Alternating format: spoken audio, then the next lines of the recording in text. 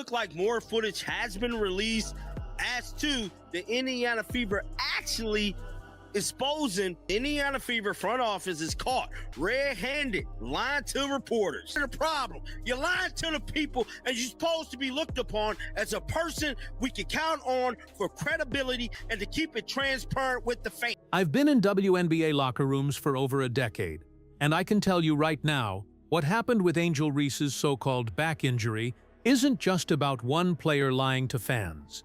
This is about a systematic betrayal that goes all the way to the top of the Chicago Sky organization, and I was there watching it unfold in real time. When that footage surfaced showing the Indiana Fever getting caught red-handed lying about Caitlin Clark's injury status, it opened my eyes to something much darker happening across this league.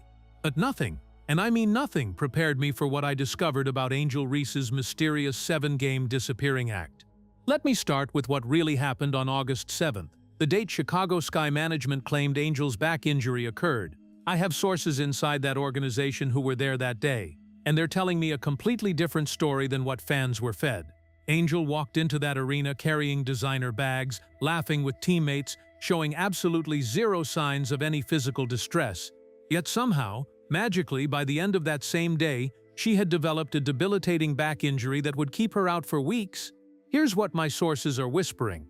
Angel didn't get injured on August 7th. She made a calculated decision to disappear because the pressure was becoming too much, the criticism too loud, and her performance too embarrassing to keep defending. But instead of being honest with the fan base that supported her, she chose deception. The Chicago Sky front office, desperate to protect their investment and avoid the public relations nightmare of admitting their star player was essentially quitting on them, became willing participants in this elaborate charade. Internal communications I've been told about suggest there were heated discussions between management and Angel's representatives about how to spin this absence without destroying her marketability. Only 6,724 fans showed up to the Wintrust Arena. Yeah, it holds about 9,500 fans, so we're talking roughly 3,000 fans. It's so many people that squeezed in.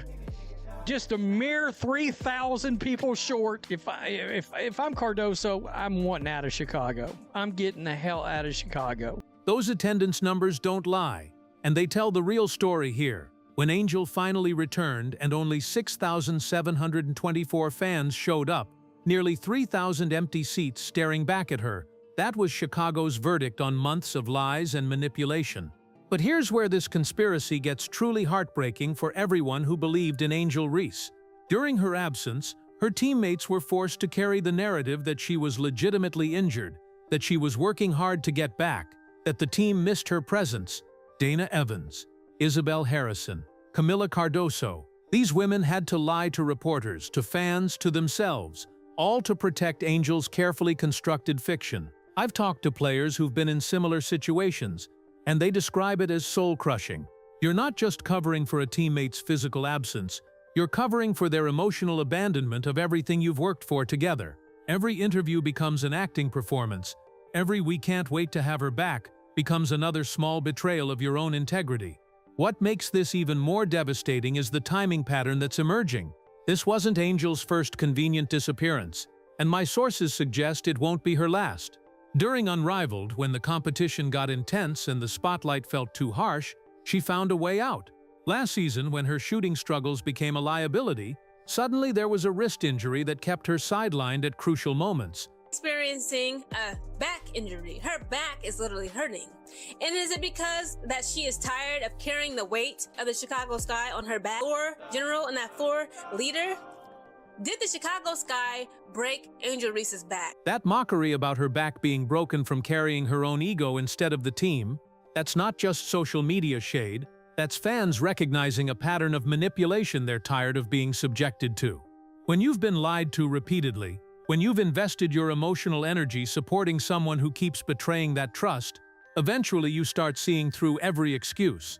The Chicago Sky's medical staff, according to league protocols, should have provided detailed injury reports, recovery timelines, and regular updates on Angel's progress. None of that happened. Instead, fans got vague data designations that stretched into weeks. With no accountability, no transparency, and no respect for the people who buy tickets and merchandise to support this team. But the conspiracy runs deeper than just fake medical reports. Sources close to the situation tell me that Angel's absence wasn't just about avoiding games, it was about avoiding accountability.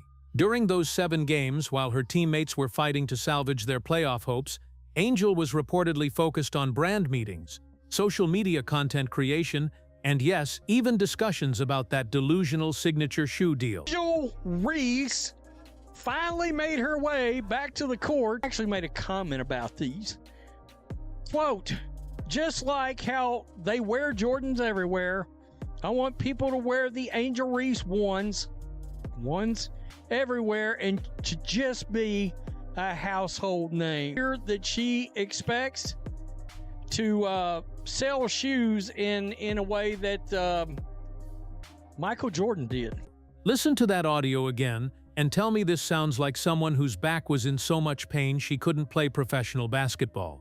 This sounds like someone whose biggest concern was building a commercial empire while her team was falling apart without her. The betrayal becomes even more painful when you consider what her teammates went through during her absence. Camila Cardoso was finally finding her rhythm, stepping up as a leader, showing the kind of growth that made fans believe in Chicago's future. Dana Evans was orchestrating the offense with a chemistry and confidence that hadn't been there all season. Then Angel returned, and immediately, Cardoso's numbers dropped. The ball movement that had been flowing so beautifully became stagnant. The team chemistry that had developed organically was replaced by the forced dynamic of accommodating someone who hadn't earned her spot back through dedication or sacrifice. This isn't speculation, this is what I witnessed as someone who understands team dynamics at the professional level. When a player disappears for personal reasons but returns expecting their role and respect to be unchanged, it creates resentment that festers in ways fans never see. The Chicago Sky management's role in this conspiracy is perhaps the most damaging aspect of this entire situation. By choosing to protect Angel's image over being honest with their fan base, they've essentially told every season ticket holder, every young fan looking up to these players, every person who invested emotionally in this team's success, that their trust and loyalty is worth less than maintaining a marketing narrative. Think about what that does to the fabric of professional sports. When organizations become willing participants in deception, when they prioritize image management over integrity, they're not just betraying current fans, they're destroying the foundation that future fan relationships are built on.